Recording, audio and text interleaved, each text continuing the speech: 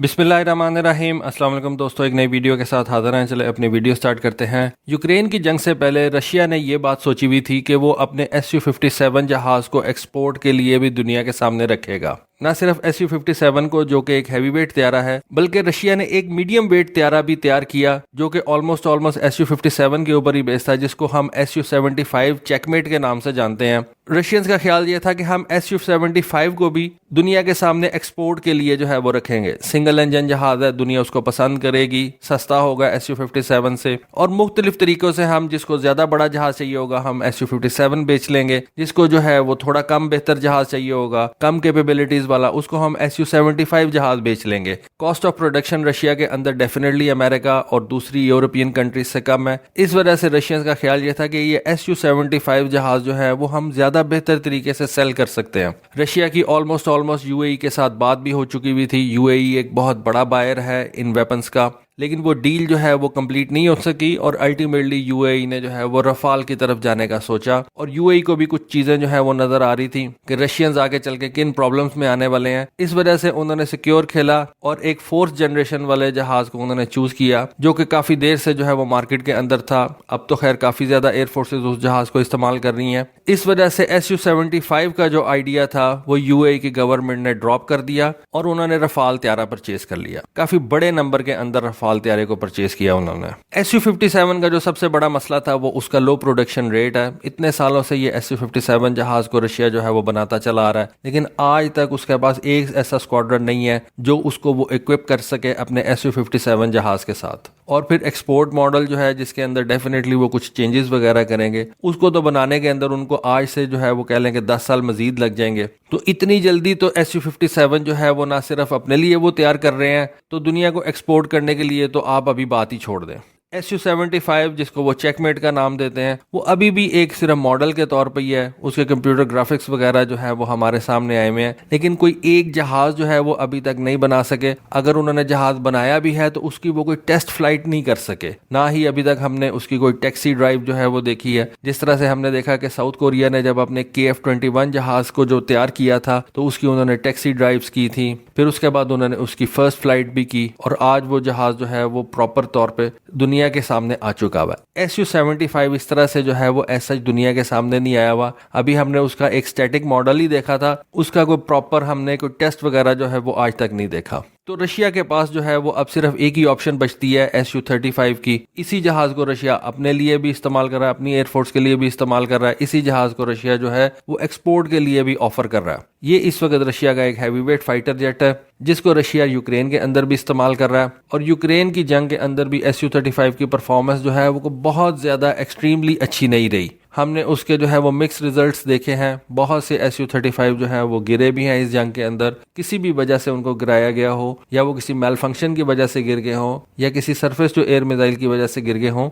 लेकिन हमने देखा कि रशिया के Su-35 जहाज़ों का काफ़ी ज़्यादा नुकसान जो है वो इस जंग के अंदर हुआ है। लेकिन रशिया के पास इस वक्त जो एक प्रॉपर जहाज़ है वो Su-35 ही है। फिर रशिया इन जहाज़ों को जिस कंट्री को भी सेल करने का सोचता है, अमेरिका उसके आगे जो है वो अपना काटसा का कानून ले आता है। देखिए, इस वक्त दुनिया के अंदर जो फाइनेंशियल सिस्टम चल रहा है ना, वो बेसिकली वेस्टर्न फाइनेंशियल सिस्टम है। चाइना और रशिया जो है वो इस सिस्टम को तोड़ना चाहते हैं। जब तक आप इस सिस्टम को नहीं ना तोड़ेंगे, तब तक अमेरिका की जो हेजेमनी है ना पूरी दुनिया के ऊपर वो कायम रहेगी। अमेरिका ब्लैकमेल करता है कि अगर आपने Su-35 जहाज परचेज किया, जैसा कि उसने इजिप्ट को मना कर दिया, जैसा कि उसने अल्जीरिया को जो है वो धमकी लगा दी, इंडोनेशिया को धमकी लगा दी कि अगर आप Su-35 जहाज परचेज करेंगे तो हम आपके ऊपर काटसा का कानून लागू कर देंगे। अब आप वैसे तो बात करते हैं कि जी हम कैपिटलिस्ट हैं, हम ओपन मार्केट के ऊपर बिलीव करते हैं, हम बड़े लिबरल हैं, लेकिन जहां पे आपके एडवर्सरी की बात आ जाती है वहां पे आप पाबंदियां लगाना शुरू कर देते हैं। तो ये इसको आप डबल स्टैंडर्ड्स कह सकते हैं कि कुछ लोगों ने, खासतौर पर ये वेस्टर्न दुनिया के अंदर यूरोपियंस और अमेरिकन ने गैंग अप किया हुआ है, और वो दुनिया के किसी और कंट्री को जो है ना वो आगे ही नहीं आने देते। इसके ऊपर कभी मैं आपको एक वीडियो बना के दूंगा ہوگا یہ جو اوور آل ایک پالیٹکس ہے یہ اپنے آپ کو کیا کہتے ہیں. یہ جو ویسٹرن کنٹریز ہیں یہ اپنے آپ کو ایک خاص نام دیتے ہیں, اس کے اوپر بھی آپ کو ایک کبھی ویڈیو بنا کے دوں گا. تو جیسا کہ میں نے آپ کو بتایا کہ SU-35 انہوں نے نہ ایجپٹ کو پرچیز کرنے دیا, نہ الجیریا کو, نہ انڈونیشیا کو. انہوں نے کہا جی اگر آپ یہ پرچیز کریں گے تو ہم آپ پہ یہ کاٹسا لگا دیں گے.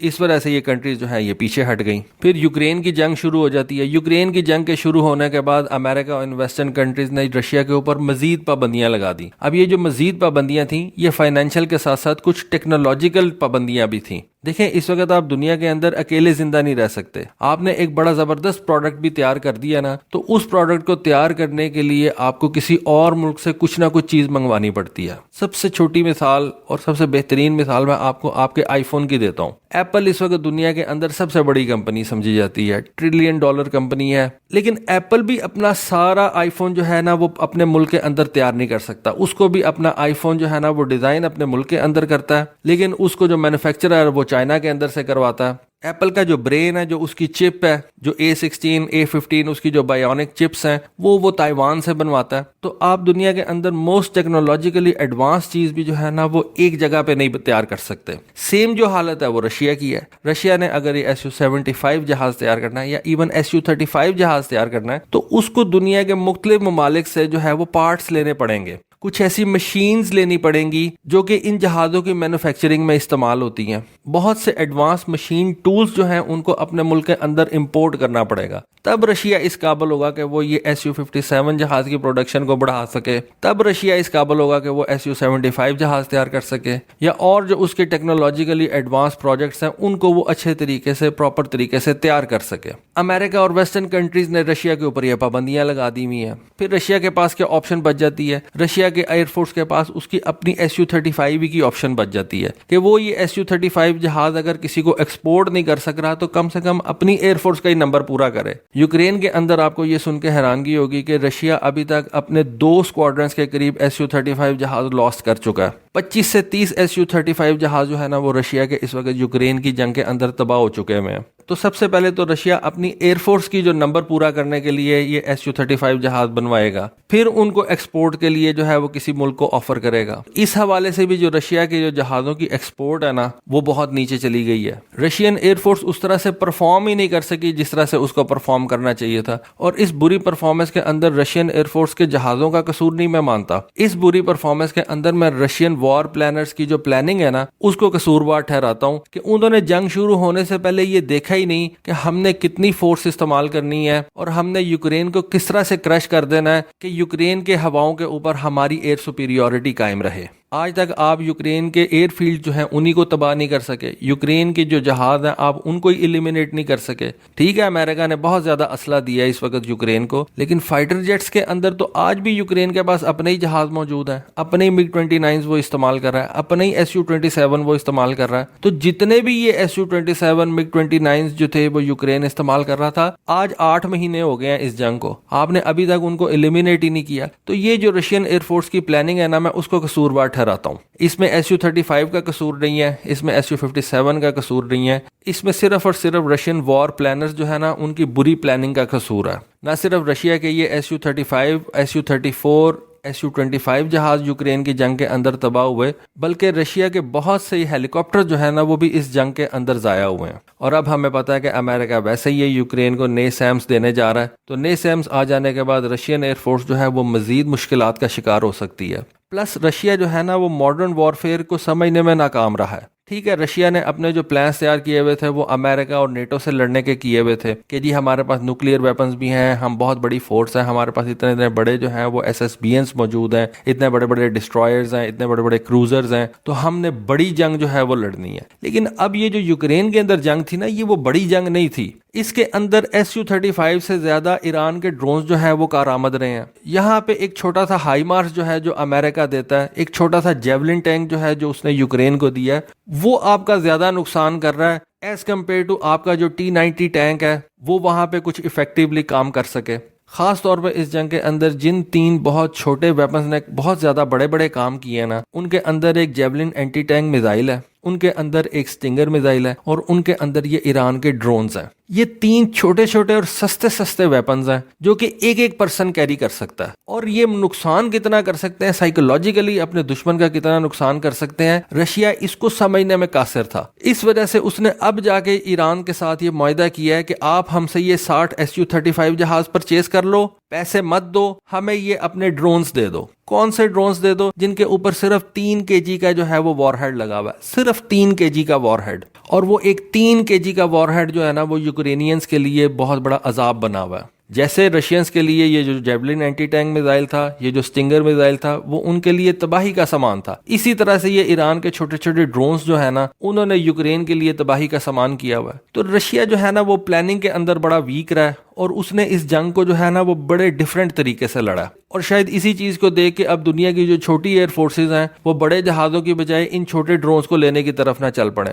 ڈیفینیٹلی یہ ہوگا، ایسا ہی ہوگا کہ دنیا کے یہ جو وار پلانرز ہیں وہ دیکھیں گے کہ ہم نے اتنا بڑا جہاز، اتنا مہنگا $1 ملین جہاز کیوں پرچیز کرنا ہے جب ہم اس طرح کے چھوٹے چھوٹے ڈرونز جو ہیں وہ اپنے ملک کے اندر بنا سکتے ہیں اور ان کو اتنی زیادہ تعداد کے اندر بنا سکتے ہیں کہ دشمن جو ہے وہ ان کا مقابلہ کرتے کرتے ہی تھک جائے گا اور ہم اس کا اتنے میں بہت زیادہ نقصان کر دیں گے جتنا ایک $ملٹی ملین جہاز جو ہے وہ بھی نہیں کر سکتا. تو وارفیئر جو ہے نا میں دیکھ رہا ہوں کہ بہت زیادہ چینج ہو چکی ہوئی ہے. چھوٹے ویپنز جو ہیں وہ زیادہ افیکٹو ہو گئے ہوئے ہیں اور اسی وجہ سے رشیا کی یہ جو ایروسپیس انڈسٹری ہے نا اور اس کی جو ایکسپورٹ ہے نا وہ بہت زیادہ اب ہٹ ہونے جا رہی ہے. مجھے نہیں لگتا کہ اب ایزیلی کوئی بھی ملک جو ہے نا وہ رشین جہاز پرچیز کرے گا اور آنے والے دنوں میں پہلے تو رشیا اپنے نمبر کو ہی پورا کرے گا. تو دوستو یہ ایک انفارمیشن تھی، سوچا آپ کے ساتھ شیئر کروں. ہوپ فلی آپ کو آج کی انفارمیشن، آج کی ویڈیو پسند آئی ہوگی. کامنٹ سیکشن میں اپنی رائے سے ضرور آگاہ کیجیے گا. آج کے لیے بس اتنا ہی. Thank you. اللہ حافظ.